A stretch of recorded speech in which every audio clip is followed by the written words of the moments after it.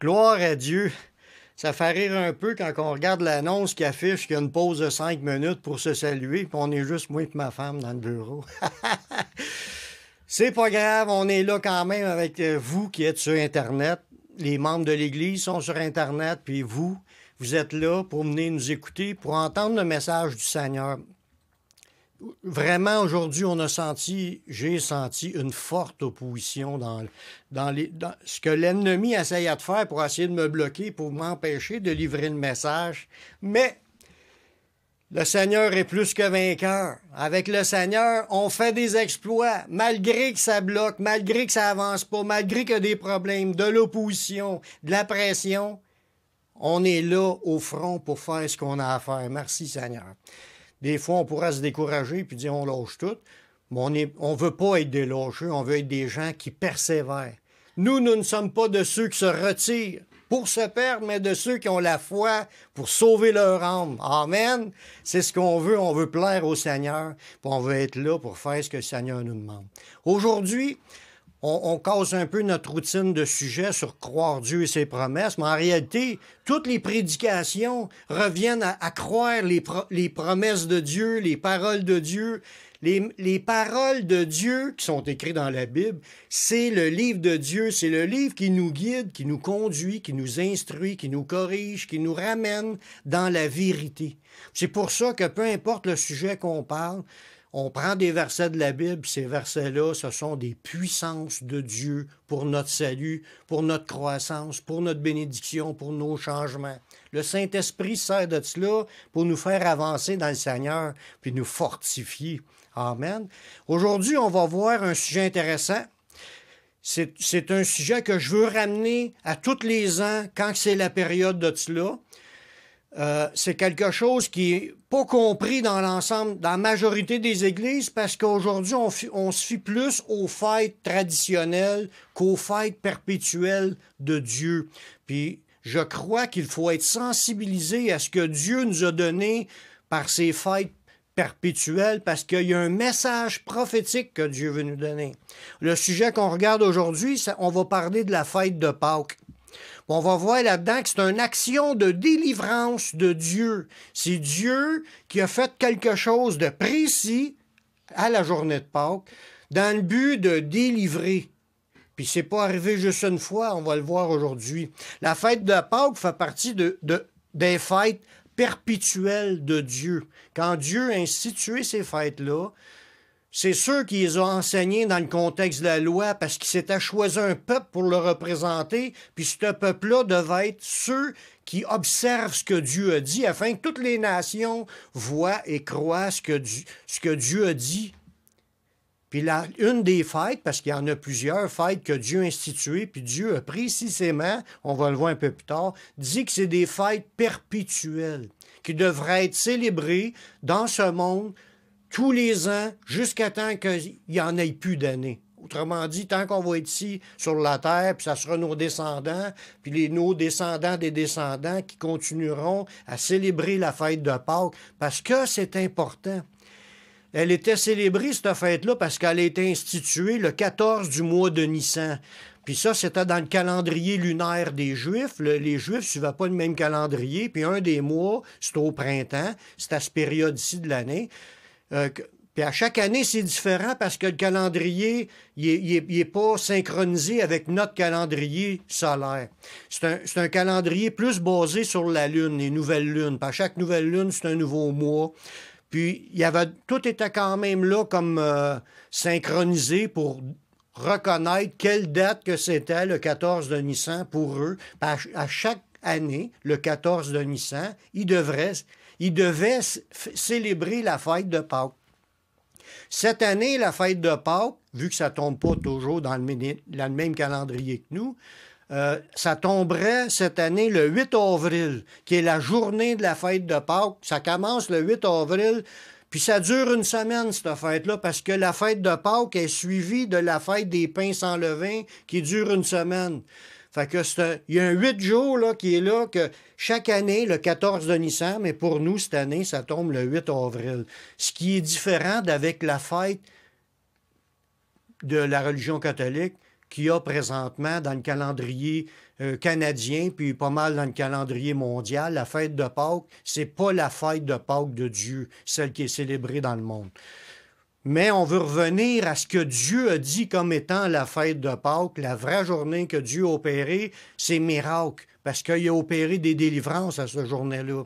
La période, comme j'ai dit tantôt, la période biblique, là, selon le calendrier biblique, la période des fêtes du printemps, Dieu avait donné 4 fêtes autour d'un printemps, puis il a donné des fêtes d'automne dans la saison. Puis là, on est dans le temps des fêtes du printemps. Dans les fêtes du printemps, il y avait la Pâque, la fête des pains sans levain, qui durait 7 jours, puis il y avait les prémices d'offrir les premières gerbes à Dieu en action de grâce au début du printemps. Puis il y a aussi, 50 jours plus tard, il y a la fête de la Pentecôte. Je vais en parler un peu plus tard dans des études futures. Dieu, dans tout ça, quand il a célébré ces fêtes-là, il y a un agenda. Dieu, il nous a révélé son agenda. Bien avant que Jésus vienne, il y avait un message prophétique dans les fêtes de Pâques pour annoncer quelque chose plus tard. Puis ça, on va le voir tantôt. Puis dans chaque fête, c'est des fêtes précises avec des dates précises. Puis vous allez voir pourquoi que je dis ça. Par Dieu. C'est pas le gouvernement qui a imposé les fêtes. La fête de Pâques, la fête perpétuelle, c'est Dieu qui l'a imposée. Puis elle est encore valable, cette date-là. Puis Dieu s'attend qu'on le célèbre pour ce qu'il a fait dans ce moment-là. On va le voir tantôt. Un verset que je veux vous lire au début pour vous montrer comment c'est important les fêtes. Puis on n'a pas à se sentir jugé parce qu'on les pratique. Les gens prennent ça le contraire. Ils disent, moi, je veux pas le pratiquer, puis juge-moi pas. Mais si on les pratique, il faut pas juger non plus, parce que c'est les fêtes que Dieu a instituées. Dans la version Darby, je veux vous faire comprendre quelque chose aujourd'hui. Dans Colossiens 2, les versets 16 et 17, ça nous dit que personne donc ne vous juge en ce qui concerne le manger, le boire, ou à propos d'un jour de fête, d'une nouvelle lune ou de sabbat, qui sont une ombre des choses à venir. Mais le corps est en Christ. Voyez-vous, les fêtes, les lunes, les sabbats, c'est l'ombre des choses à venir.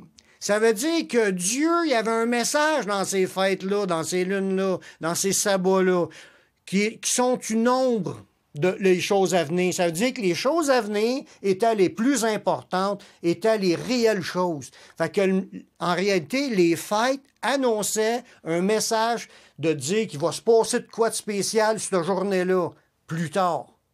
Puis ça nous dit, le corps est en Christ. Ça veut dire, la fête est accomplie à travers Jésus. Puis ce que Jésus a fait ou ce que Jésus va faire. Parce qu'il y a différentes fêtes dans le calendrier. Ils ne sont pas toutes accomplies. Mais la fête de Pâques, le message est accompli, puis on va le voir tantôt. La première Pâques, quand que Dieu l'a instituée, lors de la sortie du peuple d'Israël de l'Égypte, parce que si on lit l'histoire dans l'Ancien Testament, on le sait que le peuple d'Israël, ils sont ramassés en Égypte, puis ils ont été là longtemps, assez longtemps que ils sont devenus les esclaves des Égyptiens, puis Dieu est obligé d'intervenir en envoyant un libérateur pour les sortir de là. Puis quand ils sont venus pour être sortis de là par Moïse, c'est passé des signes puissants par la main de Dieu qui a fait les 10 plaies en Égypte. Puis, la journée qui était pour partir, là, Dieu leur a demandé quelque chose, une action de foi, parce que c'était pas évident. Il n'y avait personne qui avait vu ou entendu une chose pareille. Puis là, Dieu a dit à Moïse, là, vous allez faire quelque chose là. Il dit, Dieu leur a donné en plus un avertissement dans ce qu'il leur demandait. On voit ça dans Exode, chapitre 12, le verset 3. Mais il a demandé à tout le peuple d'obéir, de le faire, puis s'il ne le faisait pas, il y aurait des conséquences, puis Dieu les a avertis. Alors, regardez bien ce qui s'est passé. Dieu a dit, parlez à toute l'assemblée d'Israël et dites, le 10e jour de ce mois, on prendra un agneau pour chaque famille, un agneau pour chaque maison. Ça veut dire que là, ils devaient se préparer pour cette fête de Pâques-là en achetant d'avance leur agneau. Un agneau qui a vécu pendant quelques jours dans cette famille-là. Sûrement que cet agneau-là aimé, flatté, tout le monde aime ça, des petits animaux, là, on ne parle pas d'une brebis adulte, on parle d'un agneau, c'est un bébé. Puis, ils devaient l'amener dans la maison chez eux, puis tout le monde pouvait s'attacher à cet animal-là. Puis là, il le gardait pendant 4 jours de temps. Puis après ça, Dieu lui demandait, pour la journée de Pâques, qui était le 14, ça c'était le 10 qui prenait l'agneau, le 14, il était pour faire la Pâques, qui était, on tue l'agneau, bien entendu, on le prépare pour le faire cuire, puis on récupérait le sang. Puis là, regardez bien qu'est-ce que Dieu a dit dans cela. Il dit, il devait prendre un agneau sans défaut, un agneau ou un chevreau parfait. Il ne fallait pas qu'il y ait de défaut, parce que Dieu, il n'accepte pas des sacrifices, des choses infirmes. Si tu as fait un animal infirme, un roi, là, il n'acceptera pas ta brebis ou ton bœuf infirme. Quand tu vas offrir de quoi à Dieu, tu offres de quoi de qualité. Fait que Dieu, il exigeait que ce soit un agneau sans défaut, sans tache. Cet agneau-là était prophétique pour annoncer quelque chose dans le futur. On va le voir tantôt. Il prenait l'agneau sans défaut, dans Exode 12, verset 5, un agneau sans défaut, un mâle âgé d'1 an, puis il pouvait prendre soit un agneau ou un chevreau, un petit d'une chèvre ou un petit d'une brebis. Puis là, il leur demanda de prendre le sang de cet animal-là avant de le faire cuire, de récupérer le sang, puis d'appliquer le sang récupéré sur les cadrages de leurs portes. Il vivait en Égypte, il était parmi les Égyptiens, il était encore esclave jusqu'à ce moment-là. Puis là, Dieu leur a dit, mettez du sang sur le cadrage de vos portes.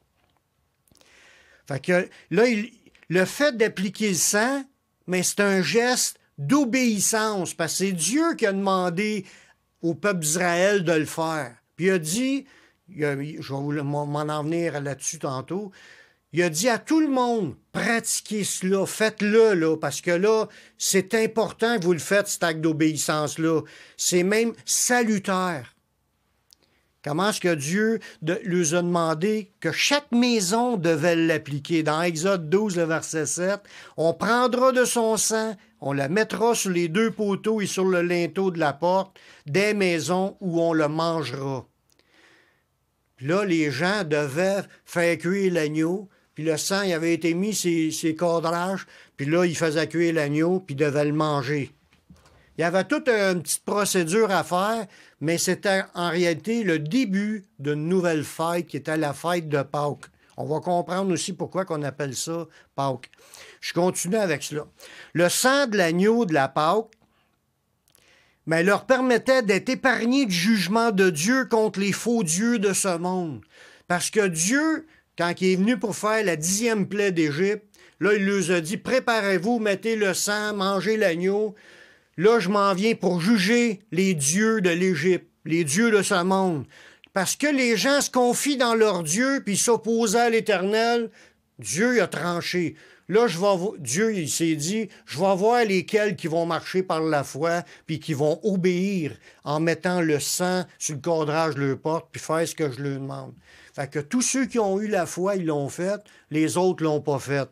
Là, ça nous dit dans le passage, dans Exode 12, 12, cette nuit-là, Dieu qui parle, je passerai dans le pays d'Égypte, je frapperai tous les premiers-nés du pays d'Égypte, depuis les hommes jusqu'aux animaux, et j'exercerai des jugements contre tous les dieux de l'Égypte.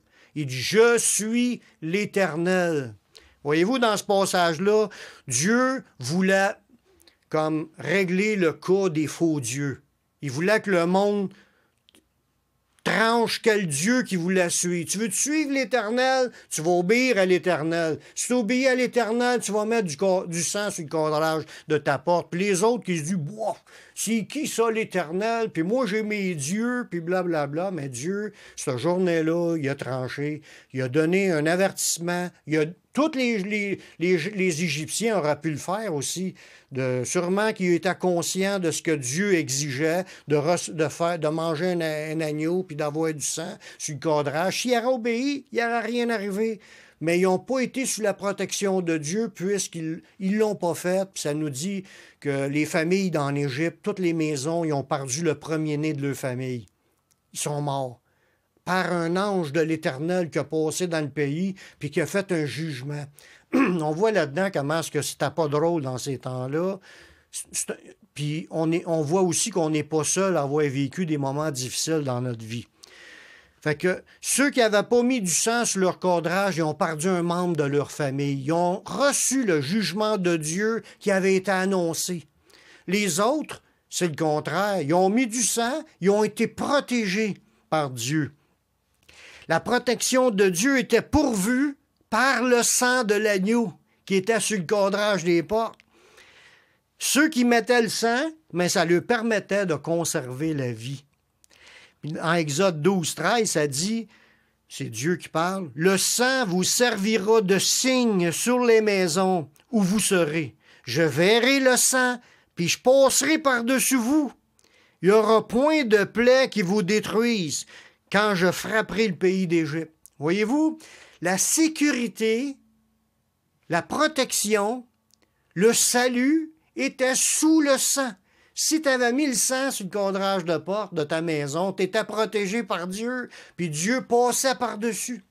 Puis quand on dit que Dieu passait par-dessus, c'est ça qui est l'idée du mot « Passover ».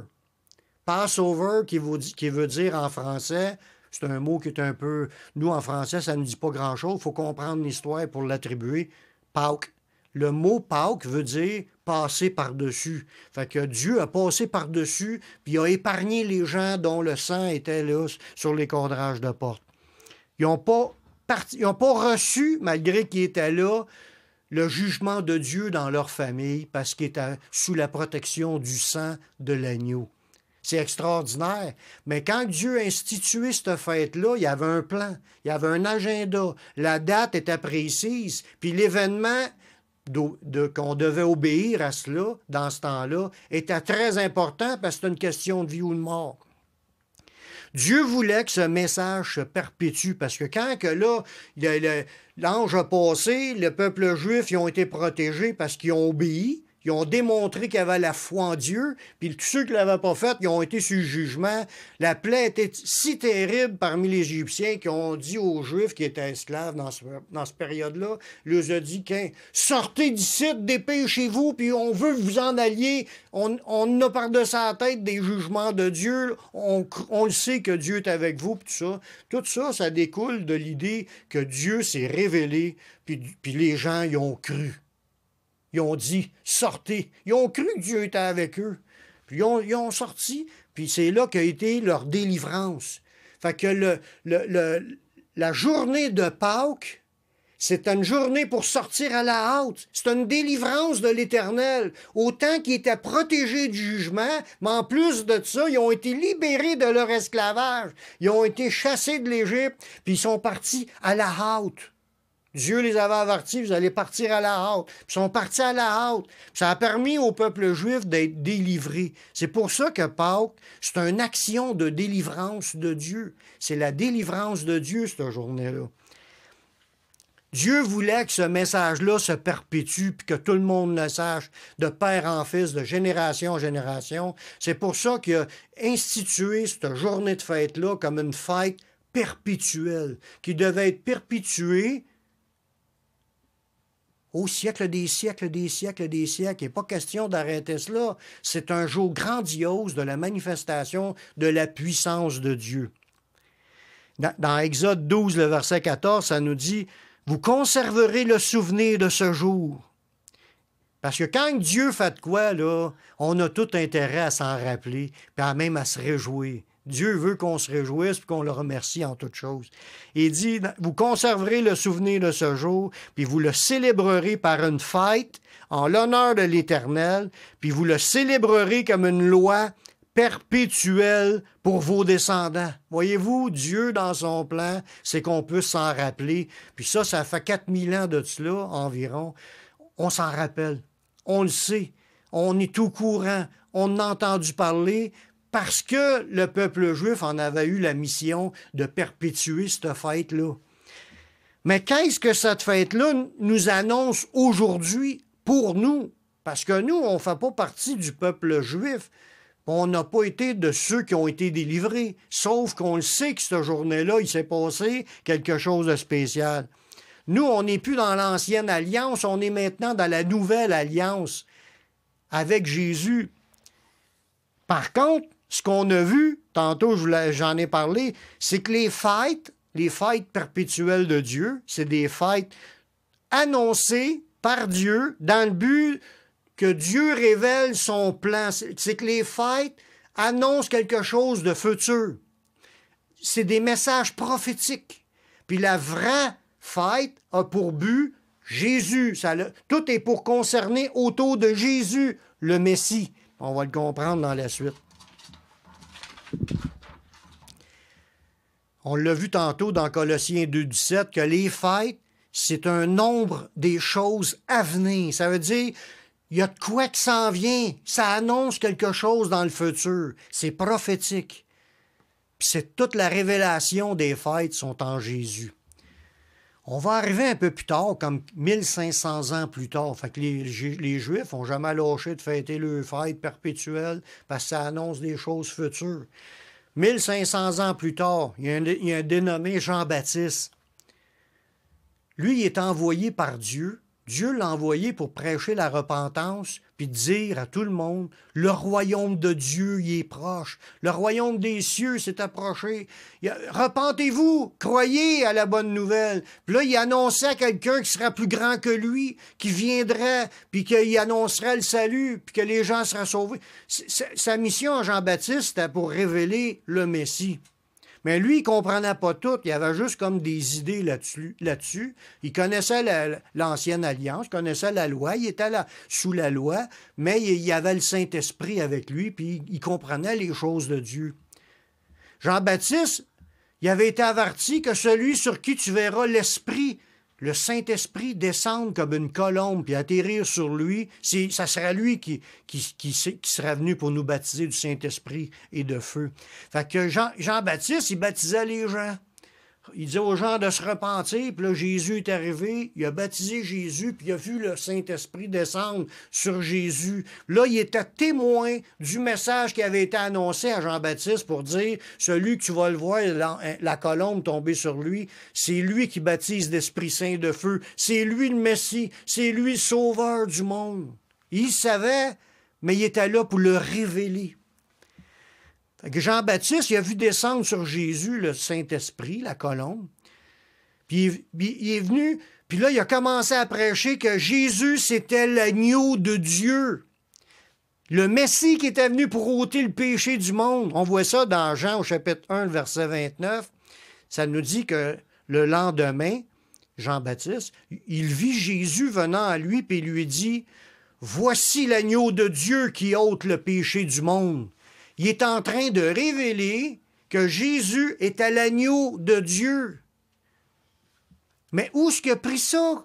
Où est-ce qu'il a compris ça, que Jésus, c'était l'agneau de Dieu qui enlève le péché du monde? Je ne suis pas sûr qu'il comprenne toute la portée de ce message-là, mais nous, aujourd'hui, qui regardons ça 2000 ans plus tard, on comprend que c'est le Saint-Esprit qui avait révélé cela à Jean-Baptiste.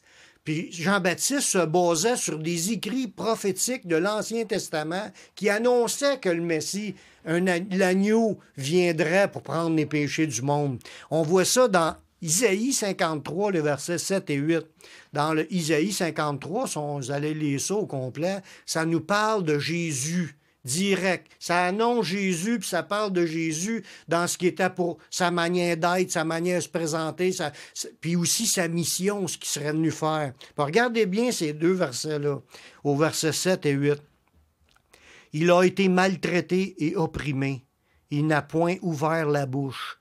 Semblable à un agneau qu'on mène à la boucherie. » Là, il est en train de parler que le Messie, il sera semblable à un agneau qu'on mène à la boucherie. On continue. Une brebis muette devant celui qui l'attende. Il n'a point ouvert la bouche. Il a été enlevé par l'angoisse et le châtiment. Et parmi de ceux de sa génération, qui a cru qu'il était retranché de la terre des vivants et frappé pour les péchés de mon peuple? Voyez-vous, dans ce passage-là, c'est en train de nous dire que Jésus, le Messie, sera appelé l'agneau ou la brebis. Ça, c'est de même qu'ils l'ont caractérisé dans ce passage-là. Puis ça dit qu'il serait, à la fin des 2 versets que je vous ai dit, il serait frappé pour les péchés de mon peuple. Fait que Jean-Baptiste, lui, a annoncé que Jésus était l'agneau de Dieu, venu pour ôter le péché du monde, en voulant dire qu'il sera là qu'il sera frappé pour le péché du peuple. Il avait compris la mission de Jésus, puis il l'annonçait à tout le monde. C'est quelque chose, parce qu'on va voir que ça a 100% rapport avec la fête de Pâques.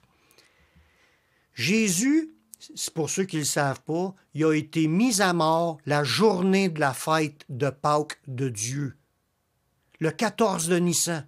Jésus a été livré par les hommes, bien entendu, mais c'était le plan de Dieu que cette journée-là, ça arrive, parce qu'il accomplissait dans cette journée-là un message prophétique. Dans l'Ancienne Alliance, quand les Juifs ont pris un agneau, puis ils l'ont tué, puis ils ont pris son sang, puis ils ont mis ça pour être protégés, Jésus, la journée de Pâques, la même journée, il est venu, il a été livré aux hommes, ils ont percé son sang, puis ils l'ont frappé, tout ça, puis son sang, il a coulé, il a été versé pour prendre le péché de l'humanité. Il y a un parallèle. Autant que l'agneau dans l'Ancien Testament a permis aux gens d'être sauvés puis d'être protégés de la colère de Dieu, le jugement contre les dieux de l'Égypte, autant que dans le Nouveau Testament, la Nouvelle Alliance en Jésus, Jésus, il est mort la même journée de Pâques, puis son sang qui était versé, puis ça a la même mission, sauf plus grande que le sang de l'agneau, de nous pardonner nos péchés, de nous enlever nos péchés, de nous donner le salut en Jésus, d'être épargné aussi, on va le voir tantôt dans certains versets, de la colère à venir. Le même jour que le sang avait été mis sur le cadre de porte, mais Jésus lui a versé son sang. La fête annonçait une prophétie de la mort du Messie, qu'il verserait son sang pour tous ceux qui croient en lui, afin qu'on soit sauvés.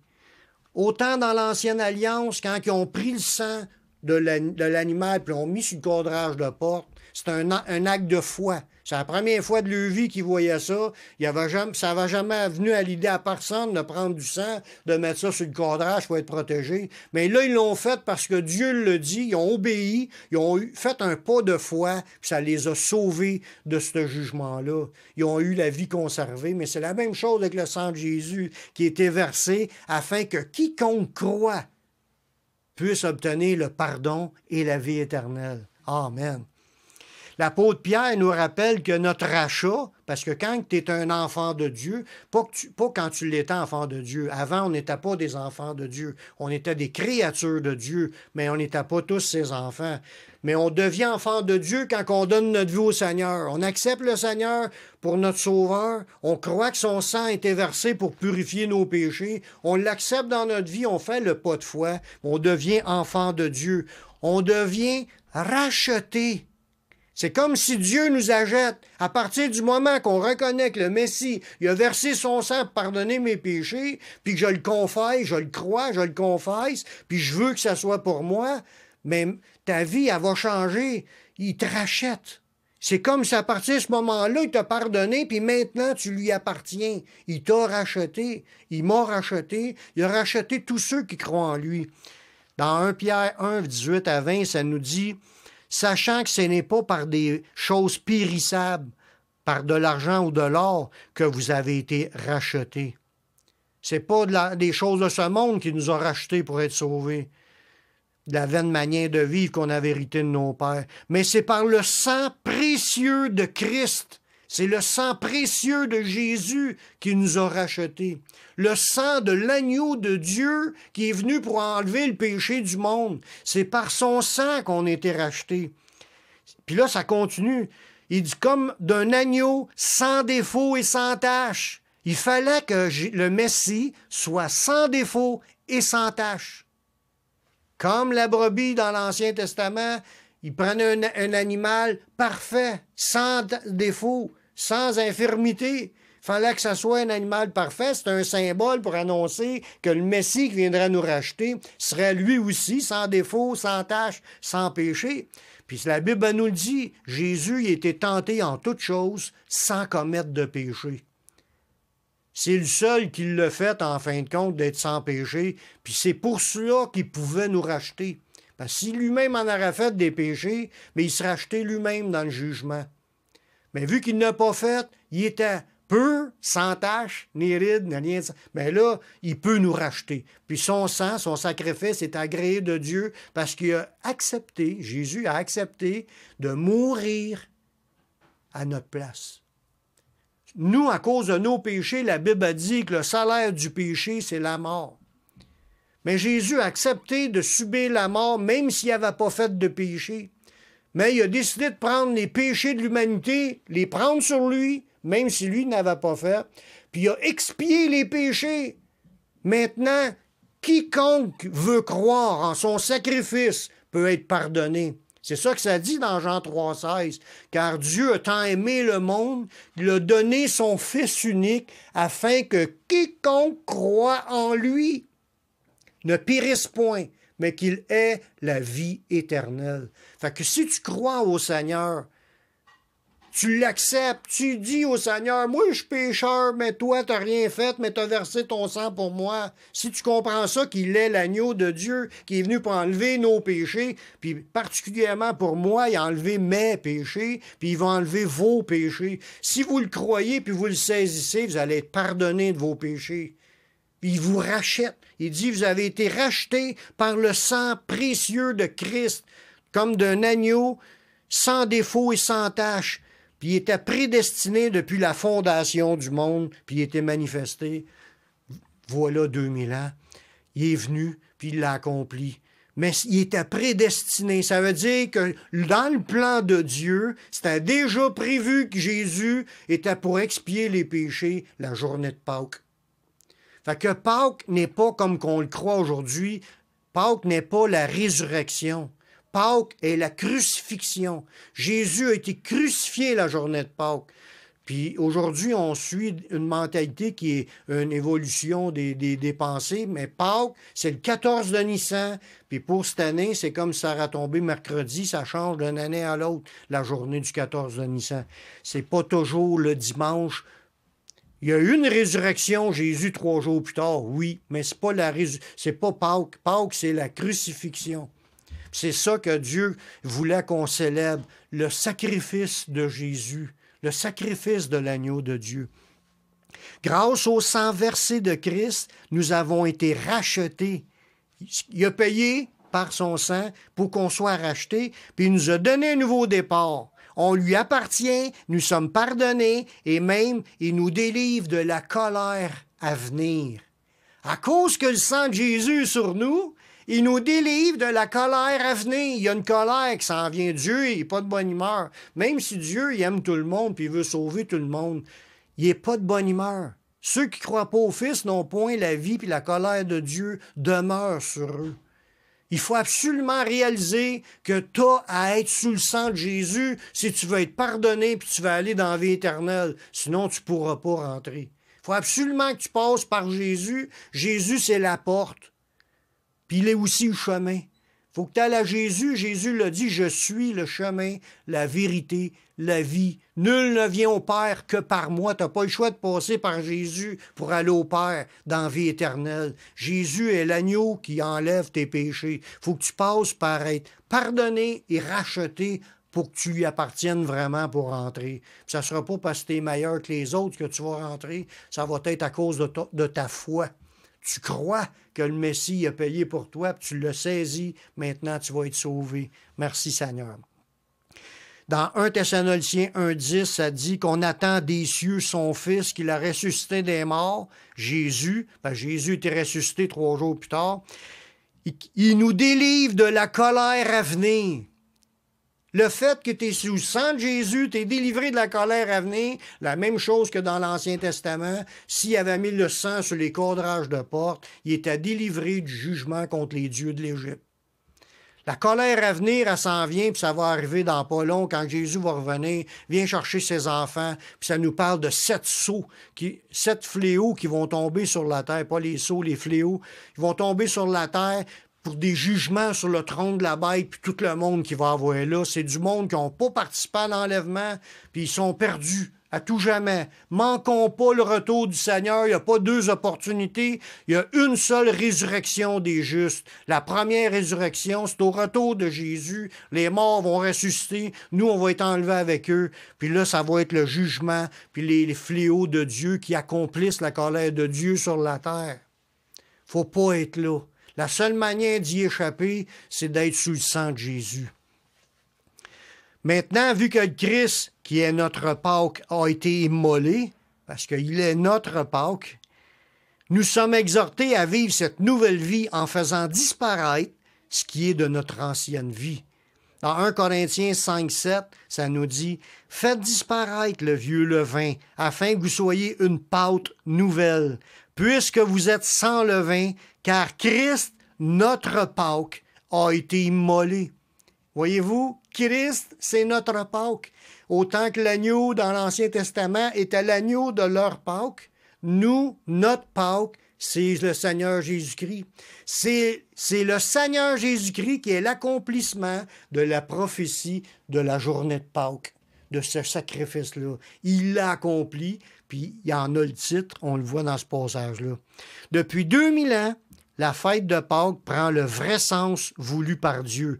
Il nous a présenté l'agneau de Dieu, son Fils Jésus-Christ, qui est mort pour nous sauver.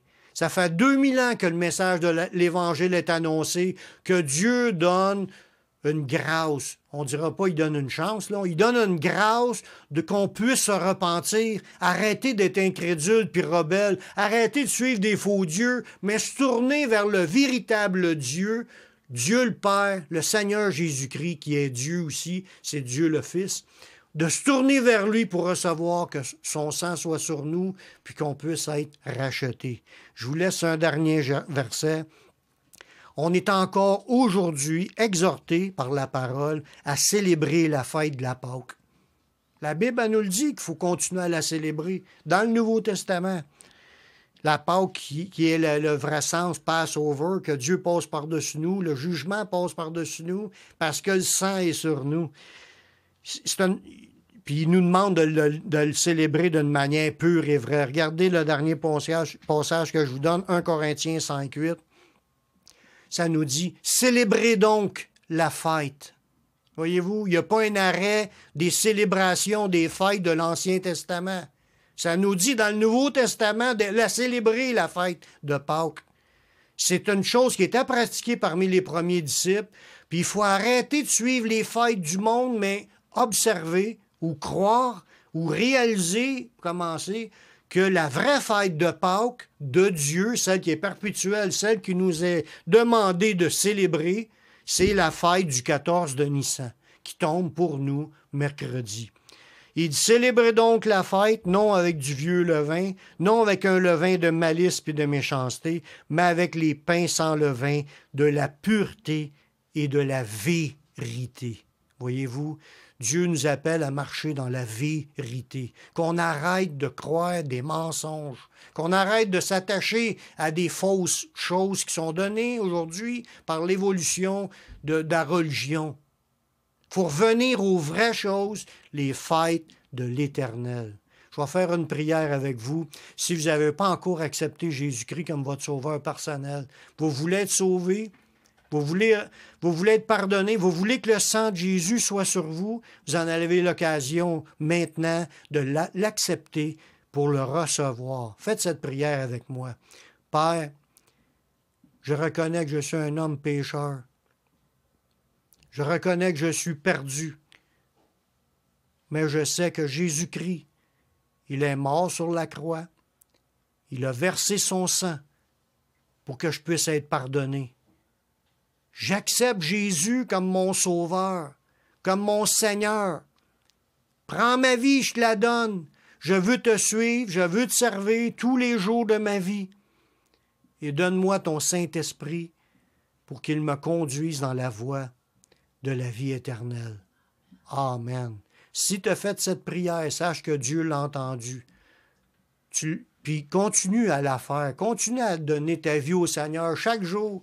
Puis demande-y qu'il vienne dans ta vie pour te conduire. Puis lis la Bible aussi, ça va t'aider à comprendre. C'est la parole de Dieu. Tu vas grandir dans le Seigneur. Va aussitôt que tu le pourras dans une église évangélique pour entendre prêcher la parole de Dieu.